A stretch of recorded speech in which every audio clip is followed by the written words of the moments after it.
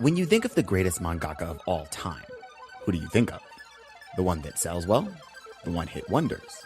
The one with multiple titles?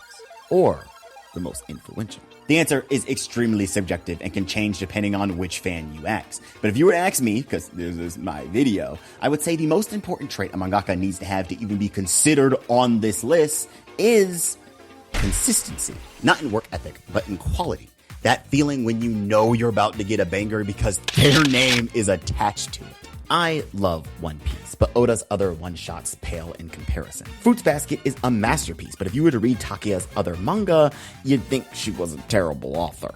Naruto made my childhood, and Samurai 6 sadly exists. Sorry, not sorry, Kishimoto. It's a talent to craft a good story, and each of the mangaka I just named deserve their praises and more. But it's an even better skill to constantly deliver multiple good, separate works. To not tie yourself to your first major hit and make fans fall in love with not just your series, but you as an author. There are a few mangaka who fit this description, as I'm sure some of you will tell me in the comments below who you're thinking of. Rumiko and Urasawa are the first to come to my mind. But the one I've been getting into recently is Koucha Agasawa. And I need y'all to listen when I say this. Koucha Agasawa's success is not a happy accident. It's planned. Most likely by a loyal team on her end who read both her manga and knew the public had to see this animated. Because her work has received not one, but two, count them, two anime adaptations in this year alone. Our Lord 2026 has graced us with You and I Are Polar Opposites and The Ramparts of Ice. And both anime are adapting both manga completely. It's rare for a single author to receive two adaptations in 1 year, but it's even rarer. Is rarer even a word? Hold on. Doesn't matter. Don't care. It's even rarer for them to adapt both manga completely. And Agasawa wasn't really the biggest name before this, so what makes her work so deserving of being two of the dominant anime of 2026? Well, I hope you know by now that I researched this till my eyes bled, and to answer this question, we need to look at Agasawa herself and two of the best shows of 2026. How does this mangaka keep winning? What we're about to analyze here is the birth of a mangaka who, if they can keep this up, might be considered one of the greats in just a few years. Sponsored by me, I recently won Best Film at DreamCon Film Festival 2026, and there I announced that my next project will be my own anime. Yes, I am creating my own anime, and you can support by following my studio's YouTube channel at Little Man Productions, where you can get updates on the characters, story, and Kickstarter coming soon. You can also watch my award-winning film Reality at its finest there. This anime can't happen without you guys, so let's create an anime together. But if you need more convincing, keep watching. I'll improve myself. Agasawa got her start. Hold on. No, it gotta be here somewhere. No, where is that bio? It has to be here somewhere. What the hell? There's not much on the lady herself, huh? Throughout all my research, I was only able to find one valid interview with Agasawa in it, and she's not really talking about her origins or where she came from. She's more so talking about her work. There was another interview in this YouTube video, but the YouTube video was made with AI, and the link that is supposed to be the source just takes you to some random newsletter page. So yeah, no, not using that. We also don't vibe with AI on this channel either. Needless to say, it seems that Agasawa is very work-oriented in the public eye, which is fair, being personal has been the death of multiple careers. So, we are going to try our best to understand the author through her work. As far as we know, Agasawa technically didn't get her start doing manga, but instead, a webcomic. Now, you may already know Polar Opposites, but Agasawa's first manga is a little more underrated. In 2017, Kore no Jaheki, or The Ramparts of Ice, was submitted to XOY Challenge, now known as Line Manga, as a webcomic. The webcomic would begin its official manga serialization in the ancient days of January 10th, 2020. There is a Japanese print by Shueisha, the same company that runs Shonen Jump, so fingers crossed for that English physical release soon. Before its serialization, this story had already received quite a bit of recognition. Run that list! It won a special prize at the Shueisha Shoujo Manga Grand Prix. It was ranked 19th in the web category at the 2021 Next Manga Awards. Nominated for the 2023 Shogakukan Manga Awards, the series won the 2024 Vertical Manga Awards Complete Comic category, and it was ranked first in the 2022 Comic Kamoya annual rankings in the Josei Manga category. Which brings us to our first sidebar. Ramparts of Ice doesn't really have a demographic. Yeah, this is one of those manga without a demographic. It's won awards as a shoujo, a josei. It's been marketed towards boys. It's kind of in demographic limbo. But don't worry about all that. Just read it or watch it. Do one of those. Oh, and also, the series placed second in Anime Japan 2023's Most Wanted Anime Adaptation poll. And good looks to those fans, because in April 2026, the Ramparts of Ice anime would premiere on Netflix, making me and a bunch of others loyal fans of Agasawa. Hey, yeah? Explain the story. They don't even know what this series is about. They could. Maybe. Are we trying to get them to subscribe or not? Like, come on, guys. The series follows Koyuki Hikawa, or Koyun for us cool kids, an introverted high school student that likes to distance herself from others, but through the power of anime, she finds herself in a new friend group with some old friends, Miki, new friends, Yota, and some I don't really know what we are, Minato. Unlike polar opposites, which we'll get to, don't worry, this show is the typical developing the start of a new connection you'll see most romance stories cover. But unlike other romance stories, it never feels like it's wasting your time because the characters are always honest with themselves. The story allows the actions to speak for the characters, and while their actions may be confusing, their thoughts are rather concrete. So when it comes time for a romance scene, they're never left questioning, what is this feeling? There is a maturity to how these characters think, but not how they act. And this speaks to Agasawa's approach to writing. Have you, yes you, the one who's about to hit that subscribe and like button, ever wondered why a lot of anime take place in high school? Well, you don't have to with Agasawa, because in a 2025 interview, the lady herself stated, "High school was the perfect setting for the themes I wanted to explore. Middle schoolers are still children, and there are too many things that they can't do, like curfews. University students are too free, and there's no need to force yourself to hang out with people you don't really get along with. In that respect, high school students have freedom, but the world is still small, and they are forced to interact with people who are different from them.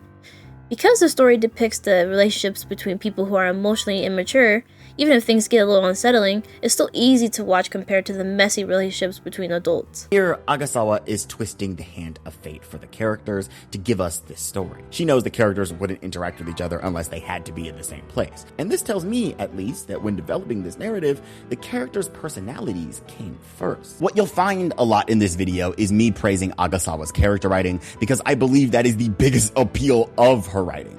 Each character within Ramparts of Ice has very clear thoughts, because each one of them represent a message the author is trying to convey to the audience. And Agasawa takes it a step further because she doesn't make her characters all around good people. She shows us their flaws and past mistakes and allows the issues in her story to be nuanced on all sides. At the end of the day, the Ramparts of Ice is a drama. And what's a drama without some messy characters? And it's not just the characters think they're toxic and it's really just their insecurities. No. They do some messy things. I mean, can you imagine an anime where every single issue is just the characters dealing with their own insecurities, and it turns out everyone was a good person all along, and it just turns into one big apology simulator instead of the nuanced high school drama you thought it was, and suddenly you find yourself getting bored because the only thing really holding you to this slow burn is the artwork, as the entire manga becomes, I'm sorry, you're actually amazing. No, you're amazing. No, I'm sorry. No, you're incredible. Over and over and over again. Yeah, that would suck, wouldn't it? Especially if you made an entire video praising the first season of the show, then you went to read the manga, and now you don't really feel that way anymore. Koyun is not an introvert just because she has a hard time talking to people, but because she craves authenticity within her life. Shallow melodrama, friendships based on convenience, and even small talk genuinely annoy her. So she puts up a giant wall of ice to keep others out. That's where the title of the series comes from, education time. For those who don't know, a rampart is a defensive wall. So the title of the series directly refers to Koyun telling people to f*** off. But a rampart of ice is easily melted. Koyun has been known in the past to use the exact things she hates about others to her advantage to get back at those she's mad at. Her rampart of ice. Okay. And this has led her to misinterpret other people's intentions, mostly Minato's, or outright deny them, causing her this unbearable sense of loneliness. Miki is two-faced. I call it like it is. A dual persona caused by the constant rejection of others in middle school. Second sidebar. Middle schoolers are the worst. I get you, Miki. I understand why you did what you did. Because, alright, elementary school is child's play. High school is stressful, and college is an adult simulator. But middle schoolers are like high schoolers without responsibility, leading to some of the worst children you will ever meet. I'm speaking from experience. I hated my middle school.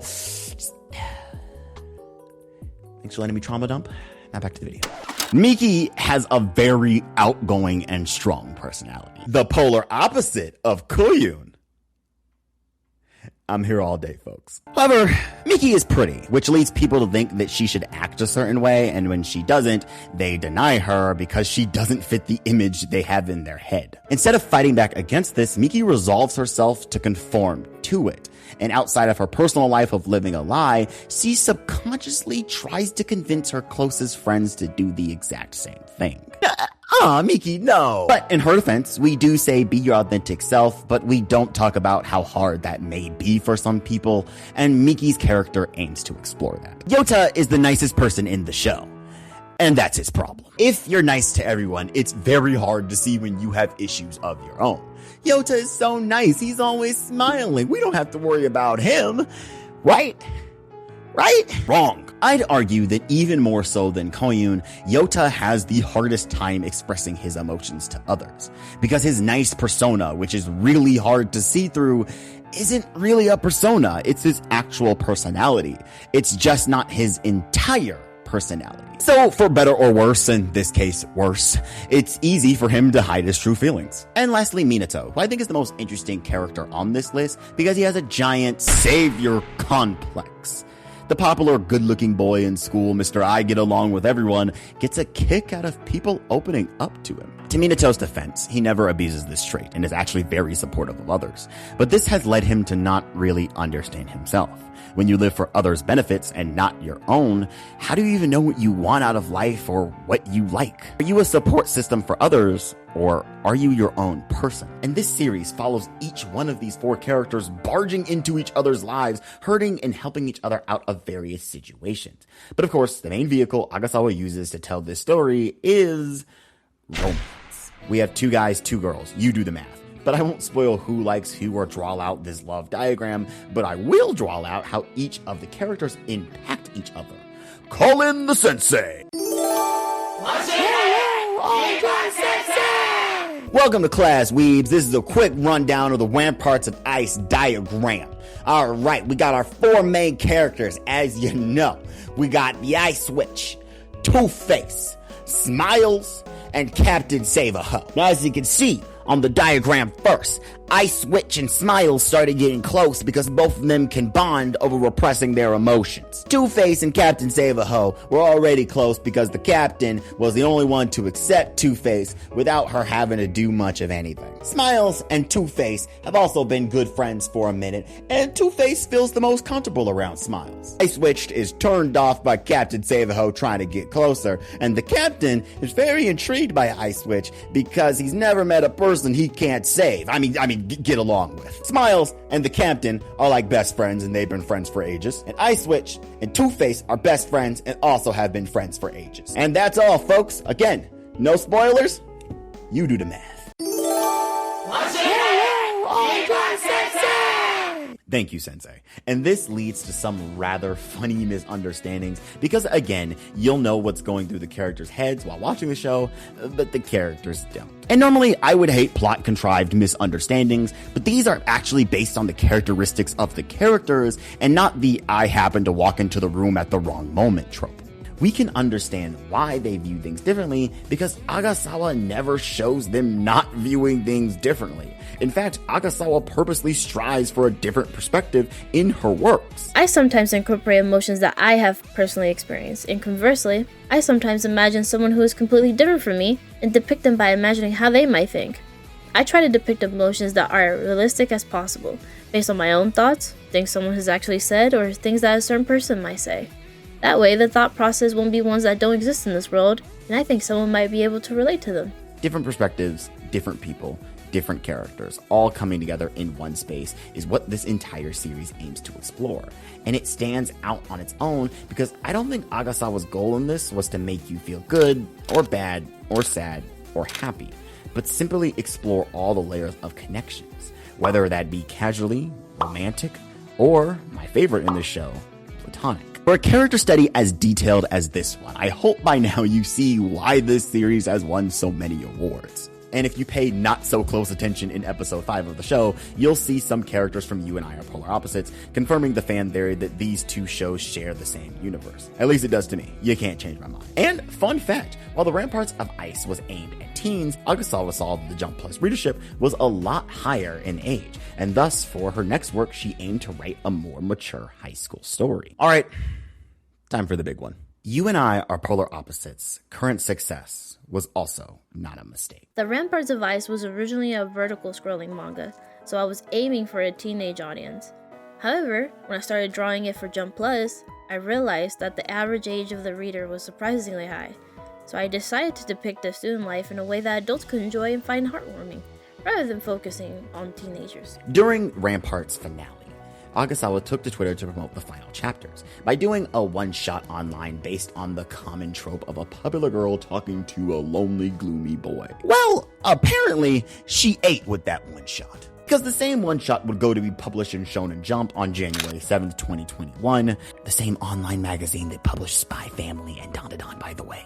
From there, a serialization was born, and on May 2nd, 2022, You and I Are Polar Opposites would run for 8 full volumes, wrapping up 2 years later in November 2024. Agasawa really needs to take a break, huh? But coming straight off the Ramparts of Ice, she wanted something a little different this time. She wanted something more wholesome for her anticipated older readership. I made this one more brighter and poppy than the previous one because I wanted adult readers to enjoy it. If the story becomes too depressing, with only negative emotions, I feel like the adult readers will quickly lose interest. So whenever the content became too dark or too serious, I would ask my editor to point it out, and I would adjust the story to make it as cheerful as possible. And cheerful it was. Hey, I'm about to explain the plot. Get off my back. Okay. Just checking. You and I Are Polar Opposites follows the story of Miyu Suzuki, a very energetic and friendly girl who has a crush on the quiet, reserved Yusuke Tani. And the hook is, she confesses in the very first episode and they start dating. Agasawa was not playing around when she said this one would be more mature. That's right, this show is not about a couple getting together, but rather exploring their newfound relationship and watching them grow closer. Oh, the diabetes, it's just too sweet. But Agasawa didn't stop there. Suzuki and Tani aren't just affecting each other, there is an entire friend group that is spurred into action by their relationship as the show gives adequate screen time to the two other couples forming right before our eyes. And you guessed it, each pairing are polar opposites of one another. It's in the title. So we have new relationships blossoming for all you slow burn fans, and for those who just want them to date already, and we have that too. So I guess you can have your cake and eat it too. Confucius, or whoever said that, was a liar. And Wholesome only scratches the surface of what this show has to offer. Agasawa was very serious about sticking to the romantic comedy elements of the story because there is little to no drama in this anime. Now on paper, that may sound boring, like who wants a story without conflict? But two things. One, when you actually watch the show, it's one of the most entertaining things ever because the cast is filled to the brim with different personalities bouncing off one another. The friend group in this anime feels so authentic to themselves, and that makes you feel like you're part of that group. The jokes are immaculate. And two, I said no drama, not conflict. You and I Are Polar Opposites is proof that wholesome media can be nuanced as well. You don't need dramatic storytelling to be thought-provoking. There are still issues to explore even in the happiest of time. And no, I'm not just talking about the characters' insecurities. You can explore their bad habits, their past trauma, the little subconscious things they do that may annoy their friends, or just how they express the same emotion differently. And I appreciate this show for not running away from that and still keeping the romantic comedy vibes. But enough of my vague mansplaining, let's roll out these couples so I can show y'all what I'm talking about. Suzuki x Tani. The main couple of the entire anime, these two are the living embodiment of the title. Suzuki is loud and energetic and cares about her image, while Tani is quiet and reserved and rarely pays attention to what others are doing. However, the appeal in their relationship and characters is the show showing us the bright side of all of this. Yes, people-pleasing is bad, but there is a balance to everything. Suzuki should not have to bend backwards for others to make them feel comfortable. She has the right to be herself. However, it is her willingness to get to know others that allows her to connect with even the most cold-hearted people, that allows her to be the shining light of the group that brings them all together. Tani can't go through life alone. At some point, he's going to need others. But that doesn't mean he has to change who he is at his core. Tani should be honest about himself, because it is that honesty that draws other people to him. You never really have to guess what Tani's thinking. You can just ask him. Although his expression might say otherwise. It's these traits that both of them find endearing about each other and slowly learn to overcome. Suzuki learns to care for the ones she loves without people-pleasing, and Tani slowly becomes more expressive. Issues are there, but they're not played up for dramatic effect. Instead, they're discussed and worked through. Yamada x Nishi. These two are probably the sweetest couple in the show. Yamada, the extrovert who gets along with everyone, and Nishi, the introvert who gets anxiety from text messages and can barely hold a conversation. I get it. Yamada takes an interest in Nishi. Get this. Because she has a cute laugh. Oh, the diabetes! From there, he strives to get to know her while playing it safe in her comfort zone. The issue is clear here. Yamada clearly wants to talk to Nishi more and vice versa, but Nishi is not just going to magically gain communication skills and be less overwhelmed by Yamada's yapping. But again, the issue is handled in a mature way. Yamada doesn't make a big deal about it because 1, he's just a chill dude, and 2, he genuinely likes Nishi and doesn't mind taking it slow to get to know her better. Their opposite approach to communication doesn't matter more than them communicating at all. And ironically, this is exactly what makes Nishi feel safe enough to try and eventually open up more. Taira x Azuma. Taira and Azuma are my personal favorite of this series because they're not your typical opposite attract archetypes. Neither is a nerd or a popular kid. Neither is an extrovert or an introvert. Taira is a guy who doesn't like putting up with BS, even his own, and criticizes everything. Azuma is a passive girl who is too accepting of people's nature.